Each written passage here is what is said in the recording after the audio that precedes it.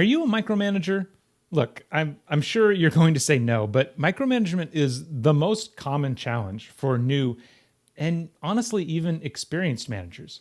I know this because I have seen it firsthand, both as an Air Force officer and as a leader at SpaceX.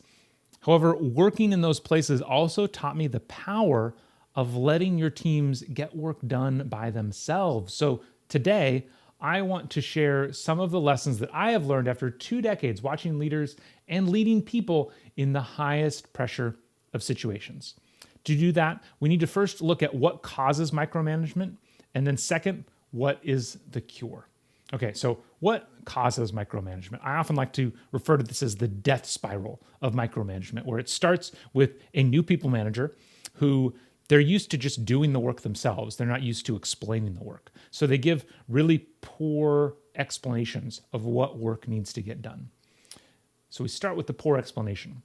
Their team, good or bad, high performing or low performing, they try to execute on those really poor directions and it doesn't go very well. The manager then sees that it didn't go very well. They assume that the people on their team are not very good, and so they just do it themselves. Or they decide that, I need to look over all of these people and make sure I'm telling them exactly what they need to be doing. And that's how the spiral starts, right? And so it starts with the really poor understanding or lack of understanding of what needs to get done. So then the people can't do it. So then the manager believes they have to look over everything. Okay, so how do we fix this? If that's the problem, how do we fix this? There's 3 core things you need to understand. First is a concept called task relevant maturity. Second, we're going to talk about a psychological phenomenon known as chunking. And then finally, the key tactic that you're going to walk away with today is something called the definition of done. So task relevant maturity. What is that? This is an idea that actually comes from Andy Grove. He's the former CEO of Intel. And what he would say is when you're giving out tasks or deciding who needs to do what, it has nothing to do with the tenure of the people on your team. It has nothing to do with their position or how long they've been at the company. The only thing that matters is their task relevant maturity. Maybe they've been at a company for 15 years, but they've never done this thing. Right? And so when you're giving out tasks or assigning work, you need to understand as the manager, what is the task relevant maturity of each person on your team. You have engineers, you have technicians, there's all kinds of problems that your team is responsible for solving. And you need to figure out, okay, have you spent your entire time on the team solving these problems, but not these problems? Okay, well, then you have a high task relevant maturity in tasks A, but low task relevant maturity in task B. It doesn't change your seniority or whatever, but just I know that when I'm giving you directions or I'm giving you tasks, you have more understanding of what's over here than of what's over here. Okay, that's the level of understanding that you need to have. So that's the first thing you need to do. You need to understand the task relevant maturity of each person on your team for all the tasks that your team performs. Second, just a quick interjection. I wanted to remind you that I run a company called Built, where we train the next generation of hard tech leaders how to build teams capable of solving the world's hardest problems. If you are an aspiring technical leader, an existing leader, or responsible for training leaders in your organization, please check out builtleaders.com to see if we can support you and your team. Thing you need to understand is this psychological phenomenon known as chunking. Chunking is something that we usually talk about in terms of memory, where a person's memory, usually you are able to remember 7 things plus or minus 2. So somewhere between 5 and 9 discrete pieces of information can sit in your working memory at any given time. So how do some people remember more than others? Well, the thing is very different.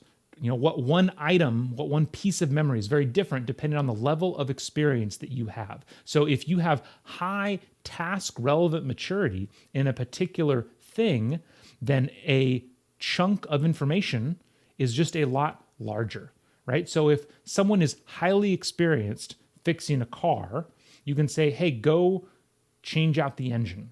And that's really easy, right? You can just say, go change out the engine, and they understand that as one big chunk.